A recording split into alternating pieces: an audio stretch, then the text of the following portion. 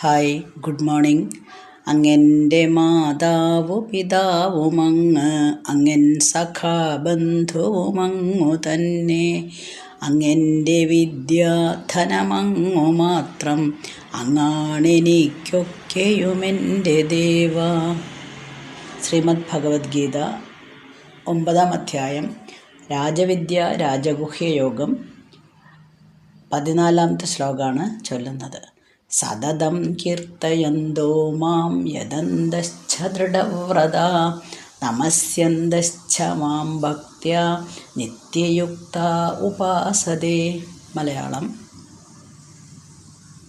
എന്നെ തന്നെ സ്തുതിച്ചിടും, എനിക്കായി വ്രതമേറ്റിടും, ഭക്തിയോടെ ഉപാസിക്കും, നിത്യയുക്തൻ നമിച്ചിടും. സതതം മാം കീർത്തയന്തഃ, സദാ എൻ്റെ മഹിമയെ പ്രകീർത്തിച്ചുകൊണ്ട്, ദൃഢവ്രതാഃ യദന്തഃ ച, ദൃഢവ്രതത്തോടെ പ്രയത്നം ചെയ്ത്, മാം നമസ്യന്ത ച, എന്നെ നമസ്കരിച്ചുകൊണ്ട്, നിത്യയുക്താഃ, മഹാത്മാക്കൾ അല്ലെങ്കിൽ യോഗികൾ നിഷ്ഠയ്ക്ക് ഭംഗമൊന്നും വരാതെ ഭക്ത്യാ ഉപാസതേ, ഭക്തിയോടെ എന്നെ ഉപാസിക്കുന്നു. അപ്പോൾ മഹാത്മാക്കൾ എന്നെ തന്നെ ഭജിക്കുന്നു, മറ്റൊരു ചിന്തയും ഇല്ലാതെ എന്നെ തന്നെ ഭജിക്കുന്നു. അതെങ്ങനെയാണ് എന്ന ഒരു സംശയമാണ് ഇവിടെ തീർത്തു കൊടുക്കുന്നത്. കഴിഞ്ഞ ശ്ലോകത്തിൽ നമ്മൾ പറഞ്ഞു, മഹാത്മാക്കൾ ദേവീ പ്രകൃതിയെ ആശ്രയിച്ചിട്ട് എന്നെ, ഭഗവാനെ, പരമാത്മാവിനെ നാശരഹിതമായ ഭൂതകാരണമാണ് എന്നറിഞ്ഞിട്ട് ഏകാഗ്രചിത്തരായിട്ട് ഭജിക്കുന്നു എന്ന് പറഞ്ഞു. അപ്പം മഹാത്മാക്കളുടെ കാര്യമാണ് ഇവിടെ പറയുന്നത്. ഭഗവത് പ്രാപ്തിയാണ് നമ്മുടെ ജീവിതത്തിൻ്റെ ലക്ഷ്യം എന്ന് മനസ്സിലാക്കി കഴിഞ്ഞവരെയാണ് നമ്മൾ മഹാത്മാക്കൾ എന്ന് വിളിക്കുന്നത്. അവർക്ക് മറ്റ് യാതൊരു തരം ചിന്തകളും ഉണ്ടാവില്ല. ഇന്ദ്രിയങ്ങളെയൊക്കെ നിയന്ത്രിച്ച് പരമാത്മാവിൽ എത്തുക എന്ന മാത്രം ലക്ഷ്യം വെച്ച് ജീവിക്കുന്നവരാണ് അവർ. അങ്ങനെയുള്ള ആൾക്കാർ സതതം മാം കീർത്തയന്ത, എപ്പോഴും എന്നെപ്പറ്റി മാത്രം സ്മരിച്ച് ജീവിക്കുന്നവരായിരിക്കും. അപ്പം നമ്മൾക്ക് എല്ലാവർക്കും അങ്ങനെ ചെയ്യാം. നമ്മൾ യോഗിയാവണമെന്ന് നിർബന്ധമില്ല.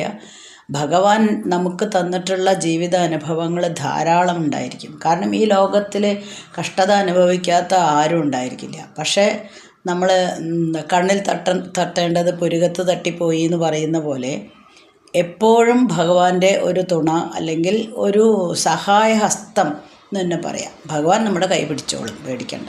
അങ്ങനെയുള്ള അനുഭവങ്ങൾ നമുക്ക് വരുമ്പോൾ, നമ്മളിതിൻ്റെ മുന്നേയും പറഞ്ഞിട്ടുണ്ട്, ഒരാളായിട്ടല്ല ഭഗവാൻ വരുന്നത്, പല ആൾക്കാരുടെ രൂപത്തിൽ പലതരത്തിലായിരിക്കും നമ്മളെ സഹായിക്കുന്നത്.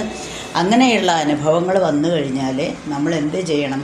ആ അനുഭവങ്ങൾ അത് അർഹിക്കുന്നവരുമായിട്ട്, അതായത് അത് കേൾക്കാൻ ഇൻട്രസ്റ്റ് ഉള്ളവർ മാത്രമായിട്ട്, ഇതിനെപ്പറ്റി വളരെയധികം ഘോരം പ്രസംഗിച്ച് ഈശ്വരൻ എന്നൊരു സംഭവേ വാദിക്കുന്ന നിരീശ്വരവാദികളുണ്ടല്ലോ, അവരൊന്നും അല്ലാതെ ഈ ഭഗവത് സ്മരണ ഉള്ളവരും ഭഗവാനെ പറ്റി ചിന്തിക്കുന്നവരും നമ്മളുടെ അതേ മാനസികമായിട്ടുള്ള തലങ്ങളുള്ളവരുമായിട്ട് പങ്കുവയ്ക്കുക, നിർബന്ധമായിട്ടും പങ്കുവയ്ക്കുക. കാരണം അത് അവർക്ക് പോലും ഒരു മോട്ടിവേഷൻ നൽകും.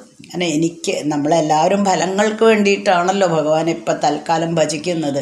അപ്പോൾ എനിക്ക് ആ ഭജന കൊണ്ട് അല്ലെങ്കിൽ ഭഗവാനെ ധ്യാനിച്ചത് കൊണ്ട് ഒരു നല്ല അനുഭവം വന്നു കഴിഞ്ഞാൽ ഞാനത് പങ്കുവെക്കണം. എന്നാൽ അവർക്കും കൂടെ ശരിയാ, എന്നാൽ പിന്നെ ഇവർ പറയുന്നത് കേൾക്കാം, നല്ല കാര്യങ്ങളാണല്ലോ പറഞ്ഞു തരുന്നത് എന്ന് തോന്നുള്ളൂ. അപ്പം നിന്ദിക്കാതിരുന്നൂടെ? നിന്ദിക്കുന്നതിന് പകരം ചിലർ നിന്ദിക്കൂല, പുകഴ്ത്തൂല്ല. ഓക്കെ, അങ്ങനെ തന്നെ ജീവിക്കട്ടെ. പക്ഷേ നമ്മൾക്ക് അനുഭവം വന്നു കഴിഞ്ഞാൽ ഞാൻ എപ്പോഴും എൻ്റെ അനുഭവങ്ങൾ എൻ്റെ കൂട്ടുകാരുമായിട്ട് പങ്കുവെക്കാറുണ്ട്. എപ്പോഴും ഞാൻ അവർക്ക് പറഞ്ഞു കൊടുക്കാറുണ്ട്, ഇങ്ങനൊരു സംഭവം ഉണ്ടായി, അതിൽ ഞാൻ ശരിക്കും ഭഗവാൻ നേരിട്ട് പ്രത്യക്ഷപ്പെട്ട പോലെയാണ് എനിക്ക് തോന്നുന്നത് എന്ന് ഞാൻ പറഞ്ഞു കൊടുക്കാറുണ്ട്. അപ്പോൾ അങ്ങനെയുള്ള ആൾക്കാർ അവരിങ്ങനെ, നമ്മളിങ്ങനെ വാദ്യഘോഷങ്ങളൊക്കെ മുഴക്കിയിട്ട് എല്ലാവരും കൂടെ ചെണ്ട കൊട്ടി മുഴുവൻ പിന്നെ ഉടുക്ക് കൊട്ടി പാടുന്ന പോലെ ഉറക്കെ പാടിയിട്ടൊന്നും കാര്യമില്ല. അതല്ല ഭക്തി. അതേ സമയത്ത് ഒരു മഹാത്മാവ് എന്ന് പറയുമ്പോൾ ഏത് സമയത്തും, അതായത് ഇങ്ങനെ ഉറക്കെ പാടണം എന്നൊന്നുമില്ല, ഏത് സമയത്തും എത്ര ജോലി തിരക്കുണ്ടെങ്കിലും ശരി ഭഗവാനെ എപ്പോഴും മനസ്സിൽ കാണുക. ജോലി തിരക്കാ, പിന്നെ എങ്ങനെയാണ് ഞാൻ ചെയ്യുന്നത് ചോദിച്ചാൽ ജോലി തിരക്കിൻ്റെ ഇടയിലും നമ്മൾക്ക് ധാരാളം സമയം കിട്ടുമല്ലോ.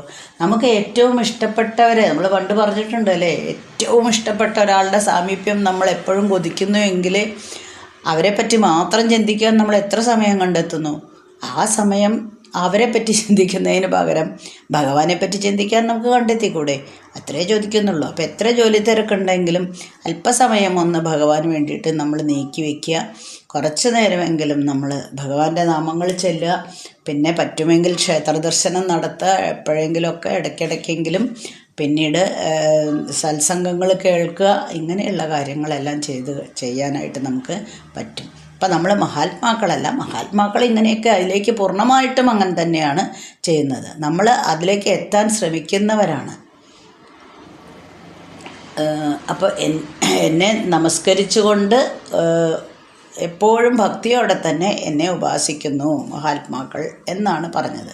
ഇവിടെ ദൃഢവ്രതാഹ എന്നാണ് പറഞ്ഞത്. നിശ്ചയദാർഢ്യമാണ്, എനിക്ക് എത്തണം, ലക്ഷ്യമുണ്ട് എനിക്ക്. അപ്പോൾ വളരെ നിശ്ചയദാർഢ്യത്തോടുകൂടെ നമ്മളെല്ലാ ദിവസവും പറയുന്ന പോലെ തന്നെ എനിക്ക് റാങ്ക് കിട്ടണം അല്ലെങ്കിൽ നല്ല മാർക്ക് കിട്ടണം എന്ന ഉദ്ദേശത്തോടു കൂടി ഒരു കുട്ടി പഠിക്കുന്നത് പോലെ തന്നെ നമ്മൾ എല്ലാ ഇന്ദ്രിയങ്ങളെയും കഴിയുന്നത്ര ഒതുക്കി ഇതൊന്നും എന്നെ ബാധിക്കുന്ന പ്രശ്നമല്ല എന്ന രീതിയിൽ അതായത് ഉറപ്പിച്ച് നിശ്ചയിച്ച് നമുക്ക് പറ്റുമെങ്കിൽ ശാരീരികമായിട്ടുള്ള അനുഷ്ഠാനങ്ങളൊക്കെ ചെയ്യാം. പക്ഷേ ചില ആൾക്കാർ എന്താ ചെയ്യുന്നത് വെച്ചാൽ ഭക്തി എന്ന് പറഞ്ഞാൽ തിങ്കളാഴ്ച എന്ന് വ്രതം എടുക്കണം, വ്യാഴാഴ്ചയോ അതെന്തായാലും എടുക്കണം, വെള്ളിയാഴ്ച വ്രതം മസ്റ്റാണ്. ഓക്കെ, ഇതെല്ലാം എടുത്തു, ഇനി ബാക്കിയൊക്കെ ഭഗവാൻ നോക്കിക്കോളും. എൻ്റെ ശാരീരികമായിട്ടുള്ള അനുഷ്ഠാനങ്ങളൊക്കെ ഞാൻ ചെയ്തു കഴിഞ്ഞു, ഇനി ബാക്കിയെല്ലാം ഭഗവാനാണ് ഇത് ചെയ്യേണ്ടത്. അങ്ങനെ വെച്ച് കഴിഞ്ഞാൽ അത് വെറും വെട്ടിത്തരമാണ്. അപ്പോൾ ഇങ്ങനെയുള്ള വിശ്വാസങ്ങൾക്ക് യാതൊരു സ്ഥാനവുമില്ല. അതൊക്കെ വെറും വിഡ്ഢിത്തരം മാത്രമാണ്. ഇനി ആത്മമുക്തിക്ക് ശ്രമിച്ചുകൊണ്ടിരിക്കുന്ന ആൾക്കാർ എപ്പോഴും എന്തൊക്കെ പ്രലോഭനം വരാമെന്നറിയോ? ദൃഢനിശ്ചയം എന്നൊക്കെ പറഞ്ഞാൽ അത് കിട്ടാൻ വളരെ പ്രയാസമാണ്. കാരണം ശാരീരികമായിട്ട് നമ്മളെപ്പോഴും മാനസികമായിട്ടും ശാരീരികമായിട്ടും മനസ്സിങ്ങനെ ഓടിച്ചാടിക്കൊണ്ടിരിക്കുകയാണ്. അതിനെ ഈ 1-2 വയസ്സായ കുട്ടികൾ കണ്ടുണ്ടോ? അവരെ പിടിക്കാൻ പോയി കഴിഞ്ഞാൽ ഇവരെന്തെങ്കിലും കുസൃതി കാണിച്ചിട്ട് നമ്മൾ അവരെ അടിക്കാനെങ്ങാനും പോയി കഴിഞ്ഞാൽ അല്ലെങ്കിൽ എന്തെങ്കിലും ചീത്ത പറയാനോ അവരെ പിടിക്കാനോ ആശ്ലേഷിച്ച് ഇനി ഇങ്ങനെ ചെയ്യരുത് എന്ന് പറയാനായിരിക്കും ചിലപ്പോൾ വിളിക്കുന്നത്. പക്ഷേ കുട്ടികൾക്കതറിയില്ലല്ലോ. അവർ ലോകം മുഴുവനും, അതായത് ആ വീട് മുഴുവനും നമ്മളെയിട്ട് ഓടിച്ചു എന്ന് വരും. അതുപോലെ മനസ്സിങ്ങനെ ഓടി പോവുകയാണ്. അതിനെ പിടിച്ച് നിർത്തുക തന്നെ വേണം. അങ്ങനെ നമ്മൾക്ക് ഭഗവാനിലേക്ക് അടുക്കാനായിട്ട് കഴിയും. അത് പറ്റുമെങ്കിൽ, അങ്ങനെ മനസ്സിനെ കൺട്രോൾ ചെയ്യാൻ പറ്റുമെങ്കിൽ. അപ്പം അങ്ങനെ മനസ്സ് ഭഗവാനിൽ ഉറപ്പിച്ചു കഴിഞ്ഞാൽ എന്താണ്, മറ്റ് ചിന്തകൾ നമ്മൾക്ക് വരില്ല. അത് ചിന്തിക്കാൻ സമയമില്ല, വേറൊന്നും ചിന്തിക്കാനായിട്ട് നമുക്ക് സമയമില്ല. ഈ അനാവശ്യ ചിന്തകൾ വരുമ്പോഴാണല്ലോ പ്രശ്നങ്ങളിങ്ങനെ കൂടിക്കൂടി വരുന്നത്. അപ്പോൾ അനാവശ്യ ചിന്തയില്ല. എനിക്ക് എപ്പോഴും എന്തുമാത്രമേ ചിന്തയുള്ളൂ, എൻ്റെ കർമ്മങ്ങൾ, അല്ലെങ്കിൽ ഇവിടെ നമ്മൾ കർമ്മങ്ങൾ എന്ന് പറയുന്നത് നമ്മൾ സാധാരണ ചെയ്യുന്ന ജോലികൾ തൽക്കാലം. കാരണം നമ്മൾ ഗൃഹസ്ഥനായിട്ട് ജീവിക്കുമ്പോൾ നമ്മൾ ചെയ്തു തീർക്കേണ്ട കുറച്ച് കർമ്മങ്ങളുണ്ടല്ലോ, അത് ചെയ്തു കഴിഞ്ഞാൽ ബാക്കി എല്ലാ സമയവും എനിക്ക് എൻ്റെ ഒറ്റ ഫ്രണ്ടേ ഉള്ളൂ, ദ ബെസ്റ്റ് ഫ്രണ്ട് എന്ന് പറയുന്ന പോലെ എൻ്റെ ഫ്രണ്ട് ആരാണ്? ഭഗവാനാണ്. അപ്പോൾ ഭഗവാനോട് ഞാൻ കാര്യങ്ങളെല്ലാം തുറന്നു പറയുന്നു. ഭഗവാനെ കൈപിടിച്ച് വേണമെങ്കിൽ നമുക്ക് ഭഗവാനെ അണിയിച്ചൊരുക്കുന്നതിലൊക്കെ ചില ആൾക്കാർക്ക് ഭയങ്കര ഭയങ്കര നിർബന്ധമാണ്. ഓരോ ദിവസവും ഇങ്ങനെ പോരാ, ഇത്തിരിയും കൂടെ ഭംഗിയിലാവായിരുന്നു. അതേപോലെ തന്നെ വൃത്തിയുടെ കാര്യത്തിലാണെങ്കിലും പാത്രങ്ങളൊക്കെ എന്നും തേച്ച് വെളുപ്പിച്ച് എല്ലാവരും അങ്ങനെ തന്നെയൊക്കെ ചെയ്യുന്നത്. അങ്ങനെ കൂടുതലായിട്ട് ഭഗവാനിലേക്ക് ശ്രദ്ധിക്കുന്ന കുറച്ച് ആൾക്കാരുണ്ട്. കാരണം അവരുടെ ഫ്രണ്ട് ആരാണ്? ഭഗവാനാണ്. അപ്പോൾ എല്ലാ കാര്യങ്ങളും ഭഗവാനോട് തുറന്നു പറയാനായിട്ട് നമുക്ക് പറ്റും. അത് നമ്മൾ എന്നും തന്നെ പറയുന്നതാണ് അല്ലേ. അപ്പോൾ ഈ ധ്യാനത്തെ വളരെ ഏകാഗ്രമായിട്ടുള്ള മനസ്സോടെ ധ്യാനം തുടരാനും സാധിക്കും. അങ്ങനെ ഭഗവാനെ കൂട്ടുപിടിച്ച് കഴിഞ്ഞാൽ മറ്റൊന്നും നമ്മൾ ചിന്തിക്കാൻ പോകുന്നില്ല. ഇനി അടുത്ത ശ്ലോകം, 15ാമത്തെ ശ്ലോകം. ജ്ഞാനയജ്ഞേന ചാപ്യന്യേ യജന്തോ മാമുപാസതേ ഏകത്വേന പൃഥക്ത്വേന ബഹുധാ വിശ്വതോമുഖം. മലയാളം. ജ്ഞാനമാർഗത്തിലൂടെ എന്നെ ഭജിക്കുന്നവരാം ചിലർ ഒന്നായും പലതായും താൻ ഭിന്നനായും ഭജിച്ചിടും. അപ്പം മഹാത്മാക്കളുടെ കാര്യം കഴിഞ്ഞു. ഇനി ജ്ഞാനയജ്ഞം കൊണ്ട് എന്നെ ഭജിക്കുന്നവർ. അഭിച്ച അന്യേ മാത്രമല്ല മറ്റു ചിലർ ജ്ഞാനയജ്ഞേന യജന്തഃ ജ്ഞാനയജ്ഞം കൊണ്ട് യജിക്കുന്നവരായിട്ട് ഏകത്വേന പൃഥക്ത്വേന ഏകഭാവത്തിലും ദ്വൈതഭാവത്തിലും ബഹുധ പല വിധത്തിൽ വിളങ്ങുന്ന വിശ്വതോമുഖം മാം വിശ്വരൂപനായ എന്നെ ഉപാസിക്കുന്നു. മറ്റു ചിലർ മഹാത്മാക്കളായി കഴിഞ്ഞിട്ടില്ല, പക്ഷെ ആഗ്രഹമുണ്ട്.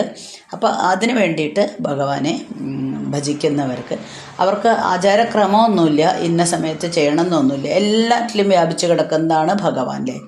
എൻ്റെ വിശ്വരൂപനായ എന്നെ, പല വിധത്തിൽ വിരാജിക്കുന്ന വിശ്വരൂപനായ എന്നെ എന്നാണ് പറയുന്നത്. നമ്മളിതിനു മുന്നേയും പറഞ്ഞിട്ടുണ്ട്, എല്ലാ വസ്തുക്കളിലും ഭഗവാന്റെ ഒരു സാമീപ്യമുണ്ട്. പല നാമരൂപത്തിൽ പല രൂപത്തിൽ പല നാമത്തിൽ അറിയപ്പെടുന്നു എന്ന് മാത്രമേ ഉള്ളൂ. ആത്മാവ് തന്നെയാണ് ഇതിലെല്ലാം അടങ്ങിയിരിക്കുന്നത്. അപ്പോൾ ആത്മാവിനെ പറ്റി കൂടുതൽ അറിയാൻ വേണ്ടിയിട്ട് ആത്മാന്വേഷകൻ ഇങ്ങനെ ഓരോന്ന് ചിന്തിച്ചുകൊണ്ടിരിക്കുകയാണ്, അല്ലെങ്കിൽ കണ്ടെത്തിക്കൊണ്ടിരിക്കുകയാണ്. അപ്പോൾ എല്ലാറ്റിലും, ഇവിടെ കാണുന്ന എല്ലാറ്റിലും എന്ത് കാണും? ആത്മാവിൻ്റെ പ്രകടനം തന്നെ, അല്ലെങ്കിൽ ഭഗവാനെ തന്നെയാണ് അവർ കാണുന്നത്. അപ്പോൾ ഈ ആത്മാവിൻ്റെ പ്രകടനം കാണുക എന്ന് പറഞ്ഞപ്പോൾ ഒരു വിളക്ക് കത്തിച്ച് വെച്ചിട്ടുണ്ട്, ചുറ്റും കണ്ണാടി വെച്ചിട്ടുണ്ട്. അപ്പോൾ നടുക്കുള്ള വിളക്ക് മാത്രം കൊളുത്തിയാൽ മതി. പക്ഷേ ചുറ്റും മിററുള്ളതുകൊണ്ട് അമ്പലങ്ങളിലൊക്കെ ഇങ്ങനെ കാണാറുണ്ടല്ലേ, നല്ല ഭംഗിയാണ് അങ്ങനെ കാണുമ്പോൾ. കാരണം കുറേ റിഫ്ലക്ഷൻസ് വരികയല്ലേ ചെയ്യുന്നത്. എല്ലാ മിററിൽ നിന്നും അല്ലെങ്കിൽ എല്ലാ കണ്ണാടിയിൽ നിന്നും ഒരുപോലെ പ്രതിഫലിച്ച് പ്രകാശം വരുമ്പോൾ നമുക്ക് ഒരു ദീപമേ കൊളുത്തിയിട്ടുള്ളെങ്കിലും അത് 50ആയിട്ടോ 60ആയിട്ടോ 100ആയിട്ടോ കാണുക എന്ന് പറഞ്ഞാൽ വളരെ ഭംഗിയായിട്ടോ കാണാൻ. മാത്രമല്ല കൂടുതൽ വെളിച്ചം അവിടെ തോന്നുകയും ചെയ്യും. അതുപോലെ എല്ലാ വസ്തുക്കളിലും ഭഗവാനുണ്ടല്ലോ, അപ്പം കാണാൻ പറ്റും. ഇനി ഒരാൾ വളരെ സോഫ്റ്റായിട്ട് നമ്മളോട് പെരുമാറുകയാണെങ്കിൽ അതിൽ നമുക്ക് കാണാൻ പറ്റും. മനുഷ്യന് ജയവും പരാജയവും ഒക്കെ ഉണ്ടാകുമ്പോൾ അപ്പോഴും നമുക്ക് അതിൽ ഭഗവാന്റെ ഒരു രൂപം എന്നല്ല, ഭഗവാനെ ദർശിക്കാൻ പറ്റും. അപ്പോൾ ഇവർ ഭഗവാനെ അനുഭവിക്കാം എന്ന ആഗ്രഹമുണ്ട്, പരമപദത്തിൽ എത്തണം എന്നും ആഗ്രഹമുണ്ട്. അങ്ങനെയുള്ളവരാണ്. ഇപ്പോൾ പ്രപഞ്ചത്തിൽ ധാരാളം എണ്ണമറ്റ നാമരൂപങ്ങളിൽ ഈശ്വര സാന്നിധ്യം കണ്ടെത്തുകയാണ് അവർ ചെയ്യുന്നത്. അതിനുള്ള പ്രയത്നമാണ്, അതായത് കണ്ടെത്താനുള്ള പ്രയത്നമാണ് ഈ ജ്ഞാനയജ്ഞം. അതാണ് അങ്ങനെ ചെയ്യുന്നവരെ ജ്ഞാനയജ്ഞം കൊണ്ട് എന്നെ ഉപാസിക്കുന്നു എന്ന് പറഞ്ഞത്. ജ്ഞാനയജ്ഞേന യജ്ഞന്തോ മാം ഉപാസതേ. ബഹുധാ വിശ്വതോമുഖമായ ആത്മമഹിമയെ, അതായത് എല്ലാറ്റിലും ഉണ്ട്, പല രൂപത്തിൽ കാണുന്നു എന്ന് മാത്രമേ ഉള്ളൂ. അപ്പോൾ ഈ ആത്മജ്ഞാനി ആത്മാവിനെ സാക്ഷാത്കരിക്കുക, നേരിട്ട് അനുഭവിക്കുക. അതേ ആത്മാവ് തന്നെയാണ് പ്രപഞ്ചത്തിലെ എല്ലാ വസ്തുക്കളിലും പ്രകാശിപ്പിക്കുന്നത് എന്ന ബോധമുണ്ടാക്കുക. ഇതെല്ലാമാണ് ചെയ്യുന്നത്. അപ്പം ഏകാന്തതയിലിരുന്ന് മാത്രമേ മനസ്സിനെ എനിക്ക് ഒരു ഏകാന്തതയിലിരുന്ന് മാത്രമേ പ്രാർത്ഥിക്കാൻ പറ്റൂ എന്ന് പറഞ്ഞു കഴിഞ്ഞാൽ അയാൾക്ക് ആത്മാനുഭൂതി കൈവന്നിട്ടില്ല എന്നാണ് അർത്ഥം. കാരണം നമ്മൾ നേരത്തെ പഠിച്ച പോലെ ഏത് നിമിഷവും ഏത് സമയത്തും ഏത് സ്ഥലത്തും ഏത് രൂപത്തിലും ഭഗവാനെ നമുക്ക് പ്രാർത്ഥിക്കാനായിട്ട് കഴിയണമെന്നാണ് പറഞ്ഞത്. അപ്പോൾ യഥാർത്ഥ ജ്ഞാനിയിൽ എല്ലാ സ്ഥലത്തും നിറഞ്ഞു നിൽക്കുന്നത് ആത്മാവ് മാത്രമാണ്.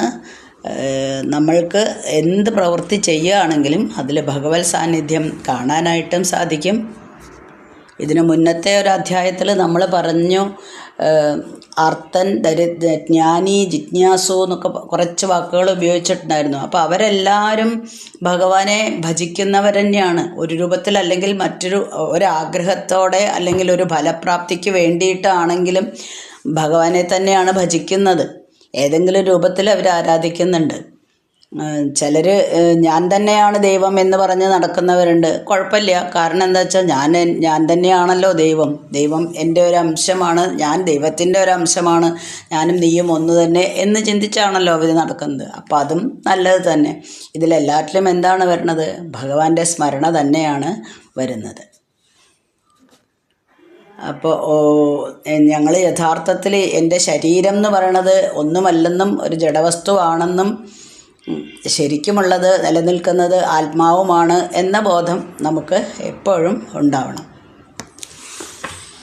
ഇതാണ് 5-ാമത്തെ ശ്ലോകത്തിൽ പറഞ്ഞത്. അപ്പം നമ്മുടെ മനസ്സ് ധ്യാനം കൊണ്ട് മനസ്സിനെ നിശ്ചലമാക്കിയിട്ട് നേരത്തെ പറഞ്ഞ പോലെ ഇന്ദ്രിയങ്ങളെയൊക്കെ ഏകീകരിച്ച് നിർത്തി മനസ്സ് നിശ്ചലാവസ്ഥയിലെത്തുമ്പോൾ, ഇന്നലെയും പറഞ്ഞൂലേ, മനസ്സ് മുറ്റമൊക്കെ വൃത്തിയാക്കുന്നത് പോലെ വൃത്തിയാക്കി ഇട്ടിട്ടുണ്ട്. അപ്പോൾ അവിടെ പരമാത്മാവിൻ്റെ ചൈതന്യം വരും. അപ്പം നമ്മൾക്ക് ഒരു അനുഭവം അല്ലെങ്കിൽ ഒരു അനുഭൂതി ഉണ്ടാവും. ആദ്യം പറഞ്ഞിട്ടുണ്ടല്ലോ, ജ്ഞാനവും വിജ്ഞാനവുമാണ്. അറിവിനെയൊക്കെ നമ്മൾ അനുഭവമാക്കിയിട്ട് മാറ്റും. അപ്പോൾ അവർ ചിന്തിക്കുമ്പോൾ നമ്മൾ നേരത്തെ ഉള്ള ഉദാഹരണങ്ങളിൽ പറഞ്ഞ പോലെ മണ്ണിൽ നിന്ന് പാത്രങ്ങൾ ഉണ്ടാക്കുന്നു. ആ മൺപാത്രത്തിൻ്റെ ഏതൊരു ഭാഗം എടുത്താലും ഏതൊരു ഭാഗം പൊട്ടിച്ചാലും അതിലെന്ത് കാണുന്നു? മണ്ണിൻ്റെ ഒരു തരി കാണുന്നു. അതേപോലെ തന്നെ ഭഗവാൻ ഈ പ്രപഞ്ചം മുഴുവനായിട്ടും നിലനിൽക്കുന്നു. അപ്പോൾ ഒരു ഭാഗത്ത് മാത്രമല്ല ഭഗവാനെ കാണുന്നത്, പലതരം രൂപങ്ങളിൽ പലതരം ഭാവങ്ങളിൽ ഭഗവാനെ കാണുന്നു. ഇതാണ് 15-ാമത്തെ ശ്ലോകം. ഓക്കെ, അടുത്തത് 16-ാമത്തെ ശ്ലോകമാണ്. അടുത്ത ദിവസം വായിക്കും. അസ്മിൻ പരാത്മന്നനുപാത്മകൽപേതുമിത്തമുത്ഥാപിത പത്മയോനി അനന്തഭൂമാമരോഗരാശിം നിരുന്ധിവാദാലയവാസ വിഷ്ണു.